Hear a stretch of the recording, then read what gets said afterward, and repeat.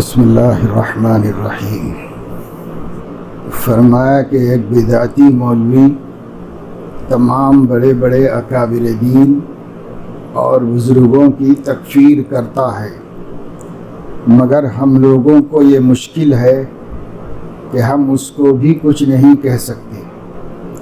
ہمارے لیے جہاں اور مجاہدے ہیں، ایک مجاہدہ یہ بھی ہے کہ وہ ہم کا کافر کہتا ہے، ہم اس کو کافر نہیں کہتے۔ اور یہ بدعتی تو اکثر بددین بھی ہوتے ہیں، خوف خدا ذرا بھی ان کے قلب میں نہیں ہوتا، ان کے قلوب مسخ ہو چکے ہوتے ہیں۔ اسی طریقے سے آج کل نام نہاد سلفیہ جو اپنے کو اہل حدیث کہتے ہیں، بڑے بڑے علماء کی شان میں گستاخی کرتے ہیں، ائمہ کی شان میں گستاخیاں کرتے ہیں، انہیں کافر مشرک تک قرار دیتے ہیں۔ لیکن اس کے باوجود ہمارے علماء ان کے بارے میں اپنی زبان محتاط رکھے ہوئے ہیں، اس واسطے کہ وہ اپنی زبان درازیوں کا جواب دیں گے، ہمیں بھی اپنا جواب دینا ہے، اس لیے ہم حق سے ہٹ کر کچھ نہیں کہہ سکتے، چاہے وہ تکفیر کریں، چاہے وہ کتنی بڑی بڑی باتیں کریں۔ حضرت مولانا شہید صاحب یعنی سید احمد شہید صاحب رحمۃ اللہ علیہ کے پاس ایک شخص آیا اور عرض کیا کہ حضرت میرے آبا و اجداد تو تعزیہ بنتا چلا آتا ہے، میرے آبا و اجداد سے تعزیہ بنتا چلا آتا ہے، یعنی پہلے ہی سے لوگ محرم کی رسومات کر رہے ہیں، یہ کرتے ہوئے چلے آ رہے ہیں پہلے سے۔ میں بھی بناتا ہوں، لیکن اب آپ کے فرمانے سے معلوم ہوا کہ یہ شرک و بدعت ہے، دین کا کام نہیں، بددینی کا کام ہے، نیکی نہیں بدی ہے، ثواب کا کام نہیں گناہ کا کام ہے، مگر ایک بنایا ہوا تعزیہ میرے گھر رکھا ہوا ہے، اس کو کیا کروں؟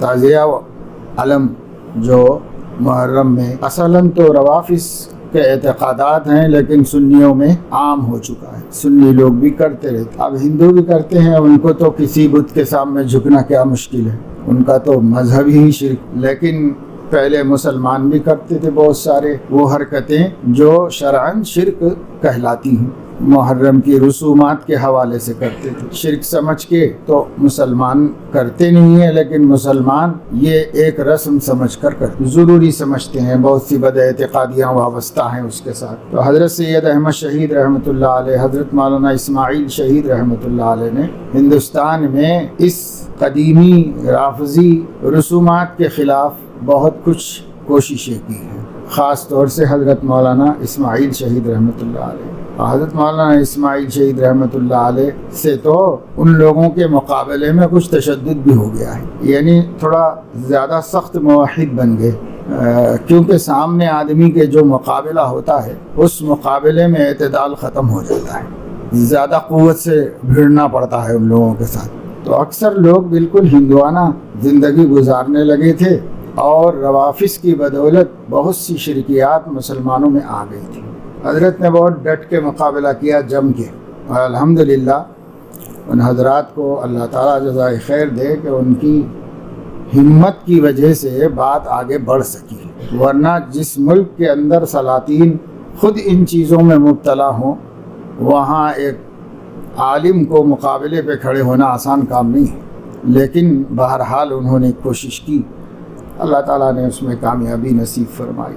تو یہ بندہ جو ان کاموں کا عادی تھا اور اس قسم کے کام کیا کرتا تھا، اس نے مشورہ کیا کہ اب آئندہ تو خیر چھوڑ دیں گے یہ سب چیزیں، لیکن گھر میں ایک عالم رکھا ہوا ہے، اس تعزیے کا کیا کروں؟ وہ پیلس بنا کے رکھا ہوا ہوں گھر میں عزت و احترام سے۔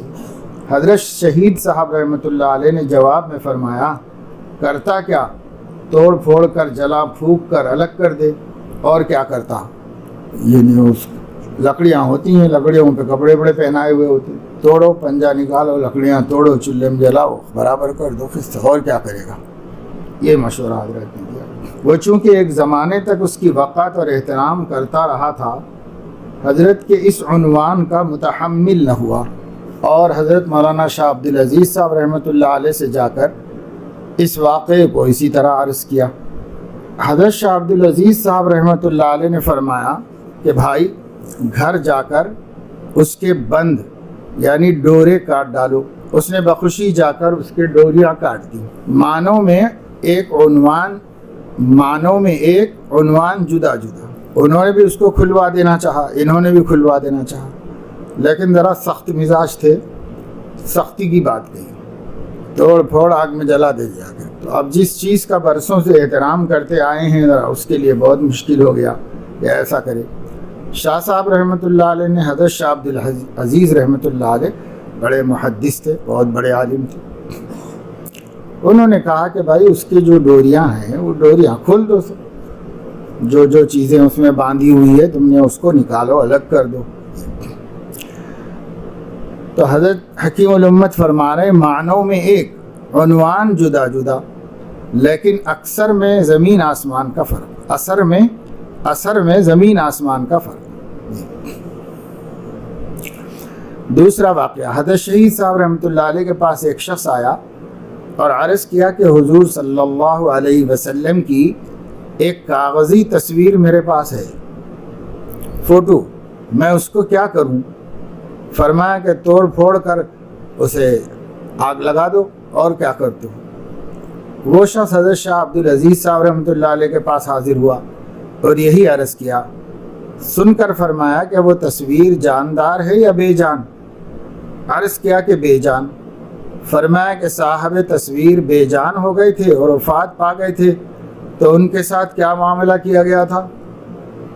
عرض کیا غسل و کفن دے کر دفن کر دیا تھا۔ فرمایا کہ تم بھی یہی معاملہ کرو، جی اس کو کہیں دفن کر دو، مشک اور عنبر کے پانی سے غسل دو، قیمتی کپڑے کا کفن دو اور ایسے مقام پر دفن کر دو جہاں کسی کا پاؤں نہ پڑے۔ اس شخص نے بخوشی اس تدبیر کو قبول کر کے عمل کر لیا۔ بہرحال کرانا یہی تھا ان کو بھی اور ان کو بھی، لیکن ایک کے بولنے کا عنوان جو ہے سامنے والے آدمی کے لیے بہت مشکل ہے۔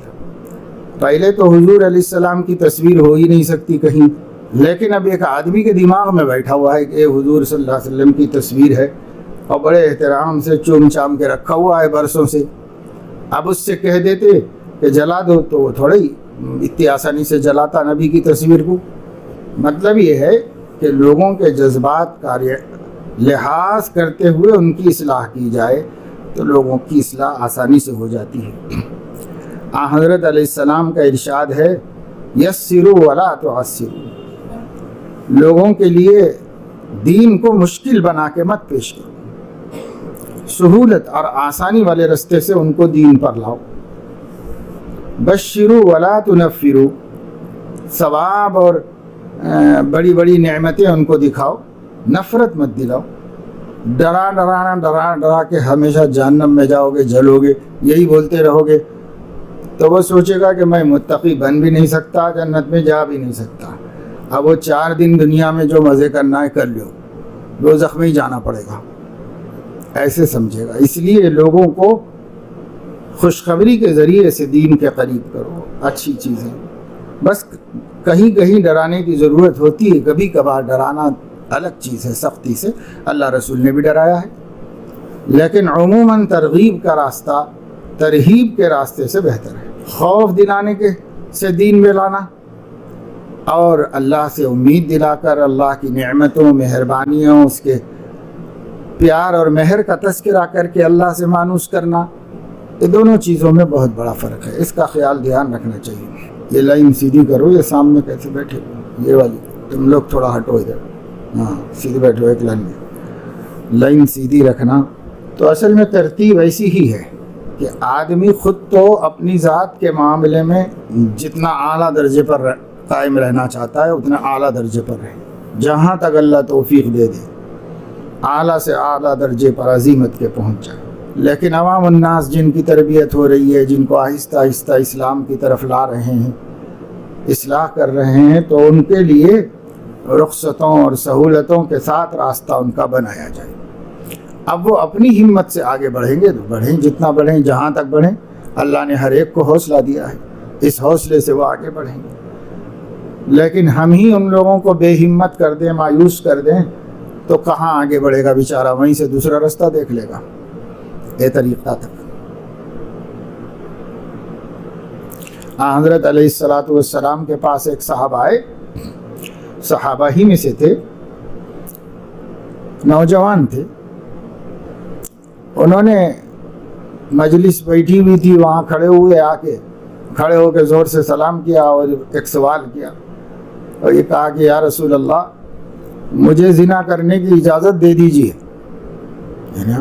ظاہر ہے کتنا بھونڈا سوال ہے اور کتنی بڑی باحیا شخصیت کے سامنے ہے۔ سیدھے سے یہی سوال کر لیا، یا رسول اللہ، مجھے زنا کرنے کی اجازت دیجیے۔ اب مربی کو دیکھنا ہوتا ہے کہ سامنے والا کس معیار کا ہے، کس سمجھ کا ہے، کس طبقے کا ہے، سب دیکھنا پڑتا ہے۔ اور لوگوں کو بہت تیش آیا، لیکن حضرت علیہ السلام تیش میں نہیں آئے۔ حضرت علیہ السلام نے لوگوں سے کہا کہ بھائی اس کو ذرا رستہ دے دو، بہت دور کھڑا ہوا ہے، قریب میں بلاؤ اس کو۔ تو وہ نزدیک آئے، اپنے بازو بٹھا دیا اور ان کی پیٹھ پہ ہاتھ پھیرا۔ وہ پھیرتے ہوئے پوچھا کہ بابا کس سے اجازت دے دوں؟ تمہاری ماں سے زنا کی اجازت دے دوں؟ کہا اللہم لا، نہیں یہ تو نہیں بالکل ہو سکتا، ایسا کیسے ہو سکتا ہے؟ خالہ جان سے دے دوں؟ کہا نہیں بالکل نہیں۔ تمہاری پھوپھی سے دے دوں؟ کہا نہیں۔ بہن سے دے دوں؟ ایک ایک سوال کرتے رہے۔ تو وہ کہتے رہے نہیں، کیونکہ یہ تو مقدس رشتے، اس وجہ سے وہ کہتے رہے نہیں بالکل نہیں، ان سے نہیں، کسی غیر سے۔ یہ تھا ان کے ذہن میں۔ تب 2 4 5 قریبی رشتوں کا سوال کر کے جب اس کی نفرت اور اس کی مذمت ان کے ذہن میں تازہ ہو گئی اور وہ انکار کرتے چلے گئے، نہیں ان سے نہیں دیجیے اجازت، ان سے نہیں دیجیے۔ تب آپ نے فرمایا کہ پھر میں جس سے بھی اجازت دوں گا وہ کسی کی ماں ہوگی، کسی کی خالہ ہوگی، کسی کی بیٹی ہوگی، کسی کی بہن ہوگی۔ تو اب کیسے اجازت دوں؟ جیسے تمہاری بہن، تمہاری ماں، تمہاری بیٹی سے نہیں اجازت چاہتے تم، تو کسی کی تو ہوگی، وہ کیسے گوارا کرے گا؟ اس کو کیسے بچائیں گے تکلیف سے؟ تب انہوں نے کہا کہ پھر یا رسول اللہ آپ ہی بتائیے نا، میں کیا کروں، میری برداشت سے باہر ہے، دوسرا رستہ بتائیے۔ مجھے یہ سمجھ میں آیا تھا، اب آپ دوسرا رستہ بتائیے، اور آپ جو کہہ رہے ہیں وہ بات ٹھیک ہے اپنی جگہ پہ بھی۔ تو پھر حضرت علیہ السلام نے انہیں ایک دعا سکھا دی اور فرمایا کہ بیٹا دیکھو، یہ تو نہیں ہو سکتا، یہ اللہ کی حرام کی ہوئی چیز ہے، یہ تو نہیں ہو سکے گا۔ ایک دعا بتاتے ہیں، اس دعا کا اہتمام کر لو۔ تو اللہم طہر قلبی وحسن فرجی، یہ حضور علیہ السلام نے ان کو سکھا دیا۔ اللہ سے مانگتے رہو، دعا کرتے رہو اور صبر سے کام لو، انشاءاللہ اللہ تعالیٰ ہمت دے دیں گے تم کو۔ نصیحت کر دی، سمجھا دی، خود بھی ان کے لیے دعا فرما دی، ان کو بھی دعا سکھا دی۔ تو صحابہ کرام فرماتے تھے کہ اس نوجوان سے زیادہ ہم سماج میں کسی عفیف اور پاک دامن آدمی کو نہیں دیکھتے تھے، ایسا پاک دامن آدمی بن گیا۔ نہیں تو کسی شخص کی مشکل کو سمجھنا چاہیے نا، سمجھ کر اگر جذبات میں آ جائیں گے، اس کو چھڑ کریں گے تو وہ اور پہلے سے ٹوٹا ہوا ہے اور ٹوٹ جائے گا اور اس کی ہمت پست ہو جائے گی، ختم ہو جائے گا۔ اس لیے حضرت علیہ السلام نے بڑی حکمت سے ان کو صبر سے، مصلحت سے، پیار سے سمجھا کے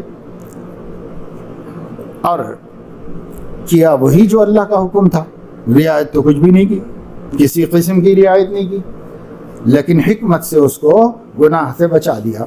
پھر وہ اعلیٰ درجے کے متقی نوجوان بن گئے۔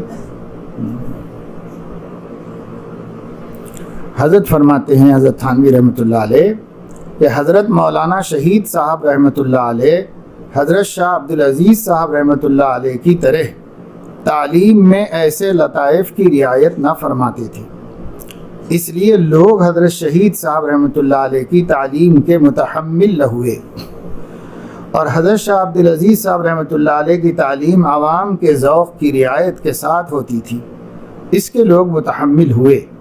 اور میں ان دونوں تعلیموں کے تفاوت کو اس طرح بیان کیا کرتا ہوں کہ حضرت مولانا شاہ عبد العزیز صاحب رحمۃ اللہ علیہ کی تعلیم کا نفع عام تھا، تام نہ تھا، اور حضرت مولانا شہید صاحب کی تعلیم کا نفع تام تھا مگر عام نہ تھا۔ اصل تعلیم حق وہی ہے جو حضرت شہید صاحب رحمۃ اللہ علیہ کا مسلک اور طرز تھا۔ ایک سلسلہ گفتگو میں فرمایا کہ اللہ کا فضل ہے اپنے بزرگوں کی دعا کی برکت سے دنیا پر دین کو ترجیح دینے کی توفیق نصیب فرمائی ہے۔ میں دونوں نعمتوں کا شکر ادا کرتا ہوں، ترجیح دین کا بھی اور اس کا بھی کہ بقدر ضرورت بلکہ ضرورت سے زیادہ سامان زندگی نصیب فرمایا، جو کہ بڑی نعمت اور رحمت ہے۔ اسی کو فرماتے ہیں چوں ترا نانے و خرقانے بود، ہر بنے منہ تو سلطانے بود۔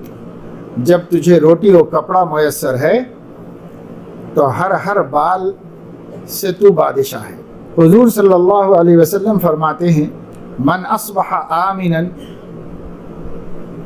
فی سربہ معافا فی جسدہ عنده قوت یومہ فکأنما حیزت لہ الدنیا بحذافیرها، یعنی جس کے پاس ایک دن کا گھر میں کھانے کو ہو اور تندرست ہو اور کسی دشمن کا خوف نہ ہو تو گویا اس کو ساری دنیا اپنی دولتوں کے ساتھ مل گئی۔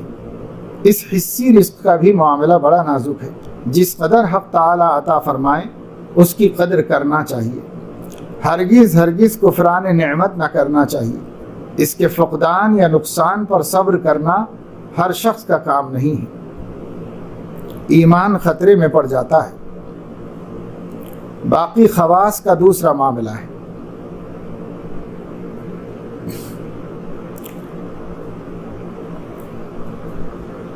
یعنی اپنی ذمہ داریوں اور فرائض کی تکمیل کے ساتھ جس قدر بھی دنیا میسر ہو سکے اور جتنی دنیا حاصل کر سکے کر لینا، اور اسے اللہ کی نعمت سمجھنا چاہیے، اس لیے کہ اس کا نہ ہونا بھی بڑی آزمائش ہے اور ہونا بھی بڑی آزمائش ہے۔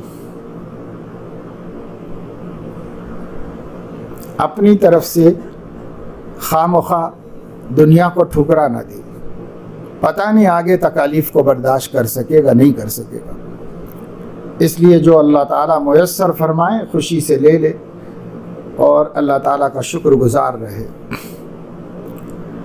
جیسے ایک حکایت سنی ہے کہ دہلی کی جامع مسجد میں ایک مسافر شخص کئی روز سے ٹھہرے ہوئے تھے، کئی وقت کا فاقہ ہو گیا۔ ایک شخص مرغ کے پلاؤ کی رقاب بھری ہوئی لایا اور دے کر چل دیا۔ انہوں نے خوب پیٹ بھر کر کھایا۔ اب جو پلاؤ بچا تو بڑی گڑبڑ اور کشمکش میں پڑے کہ پھر کے لیے رکھ لوں کیونکہ شاید پھر قریب وقت میں نہ ملے، یا کسی کو دے دوں اور آئندہ کے لیے توکل رکھوں، یہ طے نہیں کر پائے، اس میں بڑی کشمکش میں پڑ گئے۔ آخر میں ترجیح دینے ہی کو ہوئی، یعنی کسی کو دے دینے ہی کو ترجیح ہوئی۔ تو جامع مسجد کی سیڑھیوں پر پہنچ کر کسی حاجت مند کے منتظر رہے۔ ایک شخص نظر آیا، اس کو دے دیا۔ دینے کے بعد ہی ایک طرف سے ایک مجذوب نکلے جو با آواز بلند کہتے ہوئے جا رہے تھے کہ خوب سمجھا بے سالے، خوب سمجھا، اگر نہ دیتا تو یہ طے ہو گیا تھا کہ سالے کو ایک دانہ مت دو، مگر جان بچ گئی۔ جو مجذوب لوگ ہوتے ہیں ان کو اللہ تعالیٰ سے خاص تعلق ہوتا ہے۔ مجذوب کل مجنون ہوتا ہے، لیکن مجنون اس کو نہیں کہا جاتا کیونکہ وہ اللہ تعالیٰ کی قرب میں اور اللہ تعالیٰ کی تلاش میں بے چین ہوتا ہے، اور اسی طرح آہستہ آہستہ جو ہے وہ اپنی عقل کھو بیٹھتا ہے، اس لیے اس کو مجذوب اور مستغرق کہتے ہیں۔ تو ان لوگوں کو آسمانوں کے فیصلوں کا بھی کچھ عطا پتہ چلنے لگتا ہے، آسمانی فیصلوں کا۔ تو وہ مجذوب صاحب تھے، اور مجذوب صاحب نے دیکھ رہے تھے وہ کہ صاحب شام کے واسطے رکھ لیتے ہیں اٹھا کے، یہ کہ جو ہے اب تو دے دو بھائی، جس اللہ نے بھیجا ہے اس وقت وہ اللہ آئندہ بھیجے گا. تو اللہ پہ بھروسے کا مسئلہ تھا. یہی صورتحال حضرت حاجی صاحب رحمۃ اللہ علیہ کو بھی مکہ مکرمہ پہنچ کر پیش آئی کہ حضرت حاجی صاحب نے طے کر لیا تھا مکہ مکرمہ میں کسی سے مانگوں گا نہیں، کسی سے سوال نہیں کروں گا، یہ طے کر لیا تھا، بس اللہ ہی کے بھروسے پہ رہوں گا. تو شروع میں بہت آزمائے گئے، بس طواف کر نہیں پاتے تھے چکر کی وجہ سے اور بھوک اور فاقے کی شدت کی وجہ سے. پر ایک آدھ مرتبہ ان کو خیال آ گیا کہ کسی کے سامنے ذکر تو کر کے دیکھوں، لیکن پھر وعدہ یاد آتا رہا تو اپنے وعدے پہ جمے رہے. اللہ کو جتنا آزمانا تھا آزمایا، پھر اس کے بعد دروازے کھول دیے. اتنا عطا فرمایا کہ سینکڑوں لوگ ان کے گھر سے کھا لیتے تھے اور کپڑوں کے تھان رکھے ہوئے ہوتے تھے، جو حاجت مند آتا اس کو دیتے رہتے تھے. تو نہ کپڑوں کا مسئلہ بنا پھر نہ کھانے کا بنا. شروع میں ذرا بہت آزمائے گئے، کپڑے کے لیے بھی اور کھانے کے لیے بھی بہت آزمائے گئے. ہماری جماعت سے جو بعض جماعتوں کو حسد ہے، اس کی وجہ یہ ہے کہ ان کے یہاں تو رات دن معتقد بنانے کی کوشش ہے، اس لیے کہ جاہ پسند ہیں. اور ہمارے حضرات کسی کو منہ بھی نہیں لگاتے ہیں، بلکہ اور اس کی الٹی کوشش کرتے ہیں کہ کوئی معتقد نہ رہے. اب پھر بھی لوگ لپٹتے ہیں.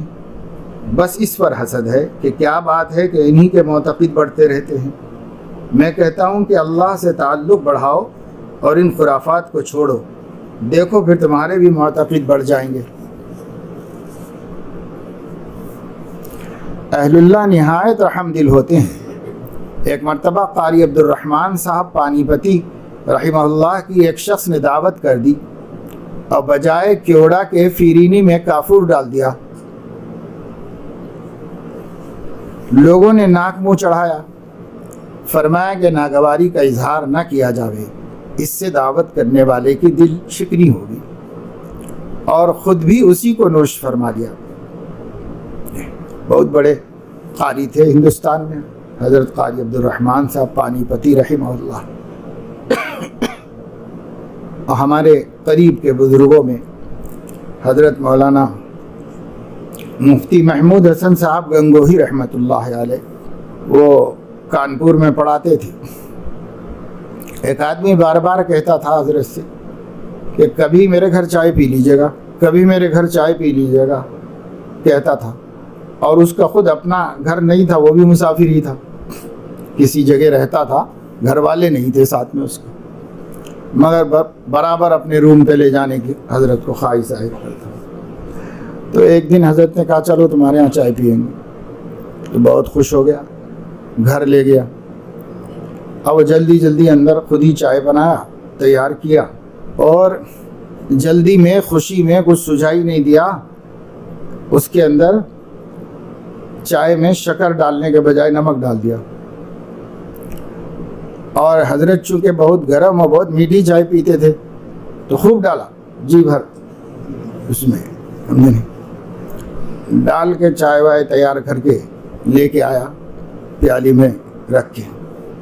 تو حضرت نے چائے پی لی، چونکہ بہت گرم پیتے تھے، ایک گھونٹ کر کے سب چائے حضرت نے پی لینے کے بعد فرمایا کہ بھائی بہت عمدہ چائے تم نے بنائی ہے، کچھ اور ہے کیا؟ تو کہا کہ ہاں حضرت ہے، اور وہ بھی منگا کے پی لی. پھر پوچھا کہ کچھ اور بچی ہے کیا؟ اگر بگونے میں تھوڑی اور چائے ہے تو وہ بھی دے دو. تو بہت خوش ہو گیا، بہت ذوق سے پی حضرت چائے بھی. جا کے جتنی بھی تھی سب نتھار کے پتیلی میں سے ڈال کے لے کے آیا. وہ بھی حضرت نے پی لی، کچھ نہیں کہا، چلے گئے. تو دوسرے دن وہ ملنے کے لیے حضرت کے پاس آیا تو بہت شرمندہ، بہت نادم تھا. کہنے لگا حضرت مجھے معاف کر دیجئے. تو حضرت نے فرمایا کیا ہو گیا بھائی؟ نہیں حضرت مجھے معاف کر دیجئے، میں بہت شرمندہ ہوں. کہا ہوا کیا؟ تو بولے کل میں جلد بازی میں بجائے شکر کے نمک بھر کے پلا دیا آپ کو، اور آپ نے بتایا بھی نہیں، اور پی لیا، آپ نے سب پی لیا.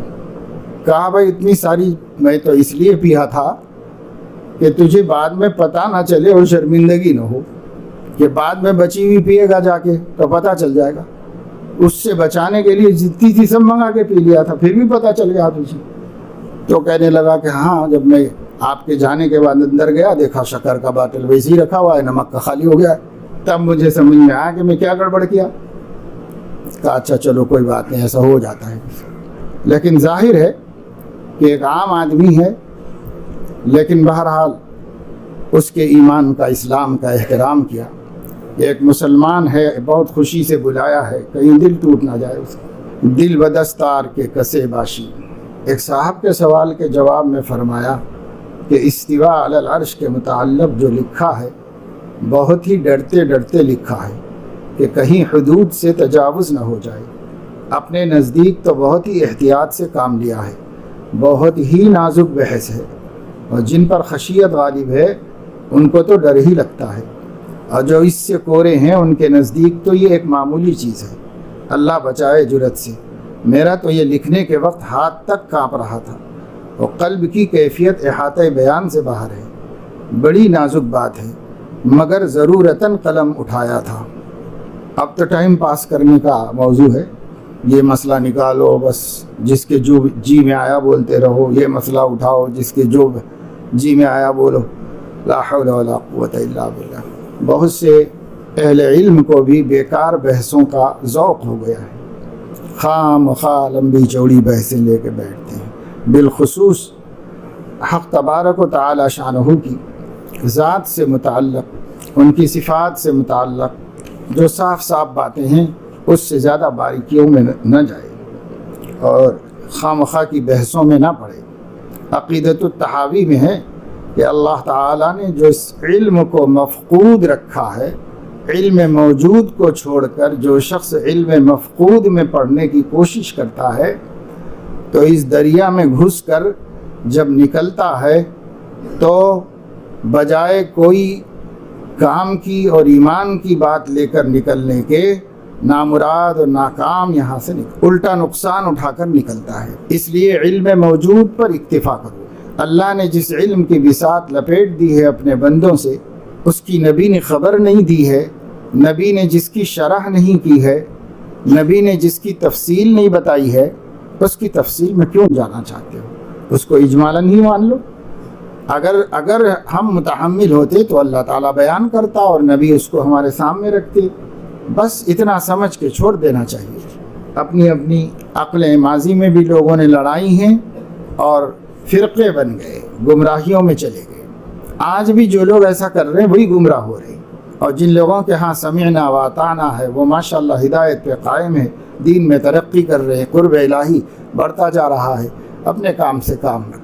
فرمایا بیعت کو مقصود سمجھنا حقیقت سے بے خبری ہے۔ یہ ابتلا لوگوں کو طریق کی حقیقت سے بے خبری کی بنا پر ہے کہ غیر ضروری کو ضروری اور غیر مقصود کو مقصود سمجھ رکھا ہے۔ انہی میں سے ایک یہ بات ہے کہ بعض لوگ بیعت کو ضروری اور واجب کے درجے میں سمجھنے لگے ہیں۔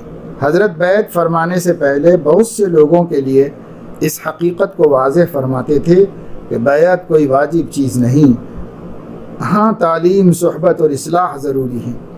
اسی لیے فرمایا میں اس ہی جہل سے نکالنا چاہتا ہوں لوگوں کو، ہر چیز اپنی حد پر رہے، لوگوں کے عقائد درست ہوں، اور علماء جس طرح بہت سی چیزوں کو بدعت سمجھ کر مٹانے کی کوشش کرتے ہیں، معلوم نہیں بیعت کے متعلق کیوں خاموشی ہے۔ یہاں بھی تو غیر ضروری اور غیر واجب چیز کو لوگوں نے ضروری اور واجب سمجھ رکھا ہے، مگر کوئی روک ٹوک نہیں ہے۔ اتحاد کے سلسلے میں ایک خاص بات یہ بھی پیدا ہو گئی ہے کہ سب لوگ اہل حق سے کہتے ہیں کہ تم اہل باطل سے نرمی اختیار کرو، اتفاق اتحاد پیدا کرو۔ اہل باطل کو کوئی نہیں کہتا کہ تم اہل حق سے نرمی اختیار کرو اور ان سے متفق ہو جاؤ، یہ ان سے کوئی نہیں کہتا۔ سب ہم ہی لوگوں کو نصیحت کرتے ہیں اور سمجھتے ہیں کہ ہماری پختگی ہی ساری دنیا کے اختلافات کا سبب بنی ہوئی ہے، اور اپنی جہالت پر اور بدعقیدگیوں پر انتہا درجے کی پختگی اور تعصب کے حد تک اپنے نظریات پر قائم رہ کر صرف مولویوں سے کہتے ہیں کہ ان لوگوں کی وجہ سے اتحاد نہیں ہو رہا ہے۔ آپ کب نیچے اترے بھائی؟ آپ اپنا چھوڑو تو بھی اتحاد ہوگا، لیکن نصیحت ہمیشہ اہل حق کو کریں گے، اہل باطل کو کوئی نصیحت نہیں کرتا۔ کہتے ہیں کہ تفریق مناسب نہیں، ہم بھی کہتے ہیں کہ تفریق مناسب نہیں، مگر اس کا صحیح طریقہ تو یہی ہے کہ اہل باطل کو چاہیے کہ وہ اپنا باطل مسلک چھوڑ کر اہل حق سے متفق ہو جائیں، نہ کہ اہل حق اپنا مسلک چھوڑ کر اہل باطل سے متفق ہوں، اور اتفاق وہی مطلوب ہے جو حق کے ساتھ ہو، ورنہ یہ اعتراض تو دور تک پہنچتا ہے کہ جب حضور علیہ السلام نے اعلاء کلمت اللہ کا اعلان کیا تو تمام کفار کفر پر متفق تھے، اس اعلان سے ایک دم تفرقہ پیدا ہو گیا۔ یہاں پر کیا کہا جائے گا؟ ظاہر ہے کہ اہل حق کے لیے یہاں تفرق ہی مطلوب اور محمود تھا۔ اسی طرح یہاں سمجھ لو کہ تمام اہل باطل کو اپنا باطل چھوڑ کر اہل حق کے ساتھ متفق ہونا چاہیے، اور اگر اہل حق کو کہا جائے کہ یہ حق کو چھوڑ کر ان سے متفق ہو جائیں تو یہ اتفاق خود مردود اور غیر مطلوب ہے۔ فرمایا کہ آج کل تو حالت یہ ہو رہی ہے کہ کام شروع کرنے سے قبل ہی سب کچھ بننا چاہتے ہیں۔ میں کہتا ہوں کہ ساری عمر کے مجاہدات اور ریاضات پر بھی اگر فضل ہو جائے تو ان کی بڑی رحمت ہے، اور یہ کیا تھوڑی نعمت ہے کہ انہوں نے اپنے کام میں لگا لیا۔ اور کیا بننا چاہتے ہو؟ یاد رکھو کہ جب تک اس کی ہوس قلب میں ہے کہ ہم کچھ بن جائیں، بس خوب سمجھ لو کہ یہ شخص محروم ہی ہے۔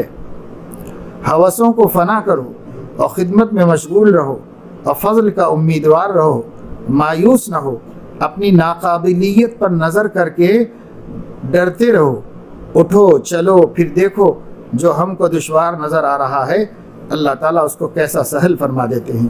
ان کے نزدیک تو دشوار مشکل نہیں ہے، کوئی چیز اللہ کے ہاں نہ دشوار ہے نہ مشکل ہے۔ فرمایا کہ بعد نماز عشاء 1414 مرتبہ یا وہابو پڑھ کر خلوص دل سے دعا کیا کرو، اللہ تعالیٰ بہتر فرمانے والے ہیں۔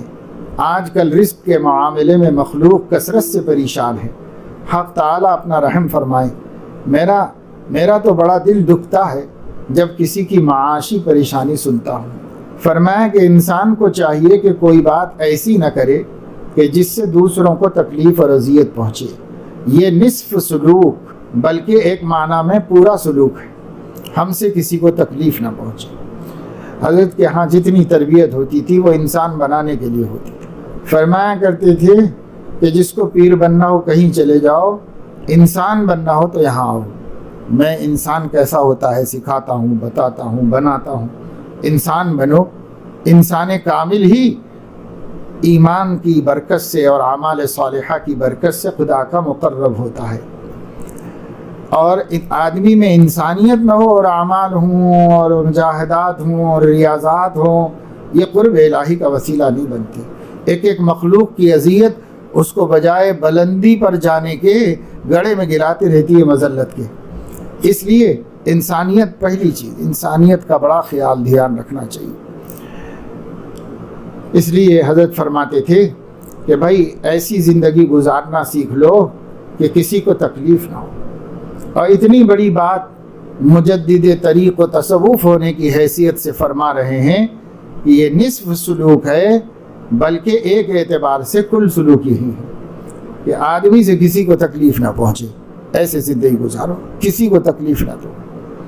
اور آج کل کیا ہے، ہم لوگ ذکر و شغل ہو حق میں تو گھنٹوں لگائیں گے، لیکن نہ زبان بھلی ہے، نہ طریقہ انداز صحیح ہے، نہ اپنے ماتحتوں کمزوروں سے سلوک صحیح ہے، اور نہ جو ہے پڑوسیوں سے، بس ایسے ہی بد اخلاق کے بد اخلاق ہیں، اور ذکر و سلوک و صورت و شکل سے سمجھ رہے ہیں کہ یہ بڑی ولایت ہے اور بڑے اعلیٰ مراتب پر ہم پہنچ گئے، یہ سمجھ رہے ہیں۔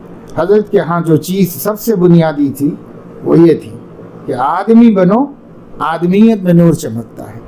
جیسے میں عرض کرتا ہوں کہ بلب جل رہے ہیں، پورے حال کو روشن کر رہے ہیں، لیکن روشنی تاروں کے اندر نہیں ہے، تاروں میں ہے لیکن تاروں میں چمک نہیں رہی۔ تاروں میں سے آ کے ایک جسم ہے، اس جسم کے اندر چمک رہی۔ اگر وہ جسم نہ ہو تو روشنی تار میں ہے لیکن چمکنے کے لیے کچھ بھی نہیں ہے اس کے پاس۔ چمکنے کے لیے ایک ظرف چاہیے، اس ظرف میں چمکے گی نہیں۔ تو انسانیت ظرف ہے ایمان کے نور کے چمکنے کے واسطے۔ ایمان کا نور دیوار میں نہیں چمکتا، جھاڑ میں نہیں چمکتا ایمان کا نور۔ ایمان کے نور کو ایک ظرف دیا گیا ہے، اسی ظرف میں چمکتا ہے، وہ انسانیت کا ظرف ہے۔ جب آپ کی انسانیت جتنی کامل ہوگی، نور ایمان اتنا چمکے گا، اتنا آپ کے اندر اپنا جلوہ و جوہر دکھائے گا۔ لیکن آج ہم لوگ اس کو توجہ نہیں دیتے، زیادہ اس کی طرف زیادہ دھیان نہیں ہے۔ صوفیہ کو، سالکین کو بھی عموماً اس کی طرف دھیان نہیں۔ اب دھیان نہ ہونے کی وجہ معلومات نہ ہونا ہے۔ ایسے بھی لوگ ہیں جن کے سامنے بس وہ بیعت کرنا اور ذکر و سلوک معمولات کو پورا کر دینا، بس یہ ان کے سامنے یہی ہے کہ اسی سے دنیا بھی بن جائے گی اور آخرت بھی بن جائے گی۔ تو یہاں جو ہے علم کی کمی ان کی عمل کی کمی کا سبب۔ اب بہت سے لوگ ہیں سب سمجھتے جانتے ہیں، مگر مشکل والا راستہ کیا اختیار کریں بھائی؟ 2 گھنٹے 3 گھنٹے بیٹھ کر الا اللہ کی ضربیں لگانا تو اپنے نفس پہ گرا نہیں ہے۔ نفس کو اس میں بھی حظ ہے اور کچھ نہ کچھ مزہ ملتا ہے کہ لوگ مجھے بہت بڑا ذاکر شامل سمجھتے ہیں، تو اس عزت سے بھی اس کو کچھ حصہ مل جاتا ہے۔ لیکن گناہوں کو چھوڑنا، اخلاق کو درست کرنا کس کو دکھتا ہے؟ اللہ کو نظر آتا ہے۔ یہ بڑا مجاہدہ ہے، تو نفس اس مجاہدے سے گھبراتا ہے۔ تو نفس پہلے کوشش یہ کرے گا کہ یہ آدمی سلوک میں ترقی ہی نہ کرے بلکہ قدم ہی نہ رکھے، اس کی کوشش کرے گا۔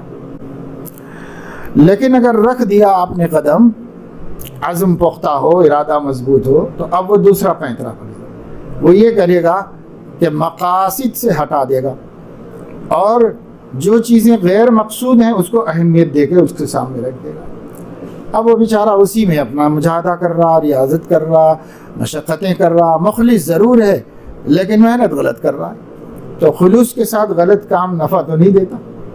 جہاں اخلاص مفید ہے اسی کام کے لیے جو کام صحیح ہو اسی میں اخلاص معتبر ہے، غلط میں اخلاص کیا اعتبار کرے گا؟ یہ بہت اہم بات ہے، اس کو سمجھنا چاہیے۔ آج کل جس چیز کا نام خلق ہے اور جس چیز کو حضور علیہ السلام نے بطور خاص مسلمانوں کو سکھایا اور جن خلق محمدی کی بدولت صحابہ اسلام کا نور لے کر سارے عالم میں پھیلے، وہ اس کی طرف ہم اب بہت کم دھیان دیتے ہیں، اس کی طرف توجہ نہیں دیتے۔ صحابہ کرام کی کثرت عبادت و کثرت ذکر و شغل سے لوگوں کے قلوب نرم نہیں پڑے۔ صحابہ کرام کے خلق کریم نے لوگوں کے قلوب کو نرم کر دیا اور اسلام کی طرف مائل کر دیا، جھکا دیا۔ حضور علیہ السلام کی بھی رات رات بھر عبادت کرتے تھے، اس عبادت کو دیکھ کے کوئی مسلمان نہیں ہوا، وہ تو اللہ سے اپنا قرب بڑھانے کے لیے کرتے تھے۔ لیکن حضور علیہ السلام کے حسن معاملت و معاشرت سے ہزاروں لوگ اسلام میں داخل ہوئے۔ آپ کے معاملات، آپ کی معاشرت لوگوں کے ساتھ کیسی تھی، اسے دیکھ کر، کیونکہ ایک انسان انسانیت ہی کو زیادہ سمجھ سکتا ہے۔ جب مسلمان ہو جائے گا تو اسلام کو سمجھ سکے گا۔ ابھی مسلمان نہیں ہے، انسان ہے، تو وہ انسانیت کی کسوٹی پر دیکھے گا۔ جیسے پہلوان نے کہہ دیا تھا حضور علیہ السلام سے کہ وہ میں اور تو کچھ جانتا نہیں، پہلوان ہوں، آپ اپنی پہلوانی بتا دے تو مانوں کہ نبی ہیں آپ، ایسے تھوڑی مانوں، جو میرے پاس دلیل ہے وہی دلیل بتائیے۔ تو اس کو حضور علیہ السلام نے پچھاڑا اور دلیل بتائی، تب مان لیا۔ اب اس کو 1000 آیتیں سناتے تو اس کو کیا سمجھ میں آتا؟ اس کی لائن ہی الگ ہے، اس کی لائن سے وہ آیا۔ حضور علیہ السلام نے بھی، اللہ کی مدد ہوئی، اللہ کی مدد سے اس کو قائل کر دیا۔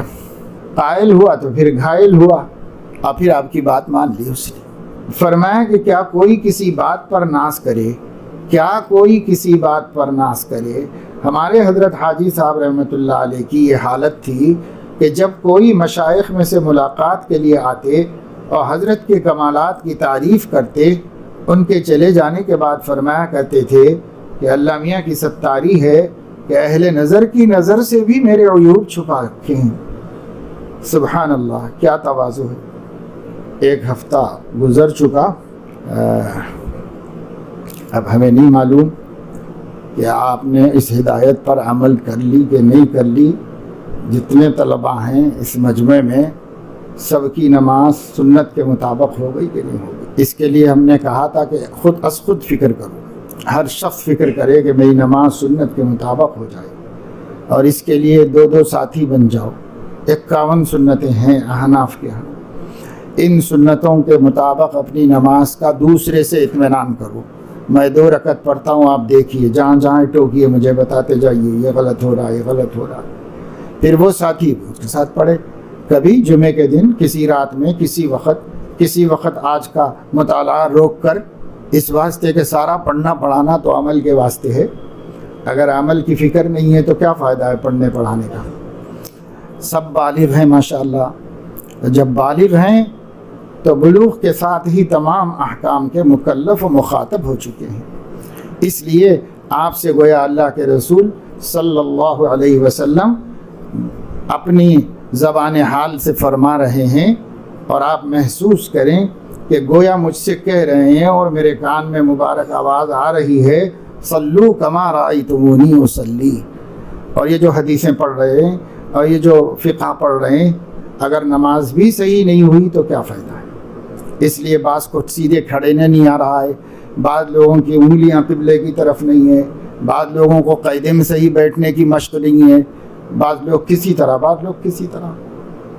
تو بھائی اگر اب بھی نہیں کرو گے تو کب کرو گے.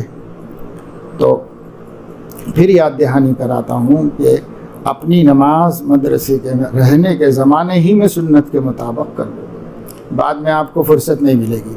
اور بعد میں کون ٹوکتا ہے؟ پہلے لوگ ٹوکا کرتے تھے. یعنی میں ایک دفعہ، ہمارے استاد تھے حضرت سید شاہ معظم شہید رحمۃ اللہ علیہ، کبھی وہ امامت کا ناغہ نہیں کرتے تھے، لیکن آخری دنوں میں صحت ان کی ٹھیک نہیں رہ رہی تھی تو کہیں بھی نماز پڑھ لیتے تھے.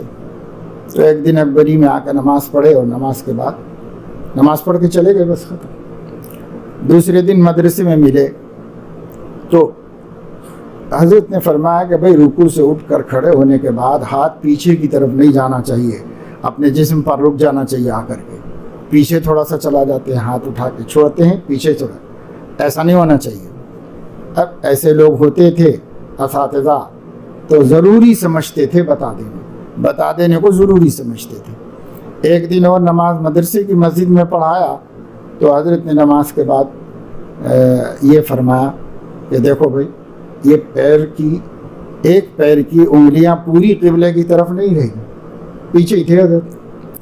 تو میں نے کہا کہ حضرت وہ پیر میں کچھ زخم تھا، گاڑی گیٹ میں لگی تھی، کچھ پیر میں مار تھا. تو میں نے کہا کہ حضرت وہ تھوڑی سی تکلیف ہے میرے پیر میں. تو بہت شفیق تھے، مہربان تھے، کہنے لگے کہ بیٹا بس مان لینا چاہیے. تو اچھی بات ہے حضرت، مان لیتے. بس پھر کوشش کرتے رہے. کوشش کرنے سے یہ ہوتا ہے.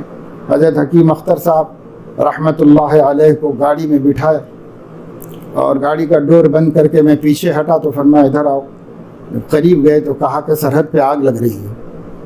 آج کل سرحدوں پہ آگ لگ رہی ہے، بمباری ہو رہی ہے.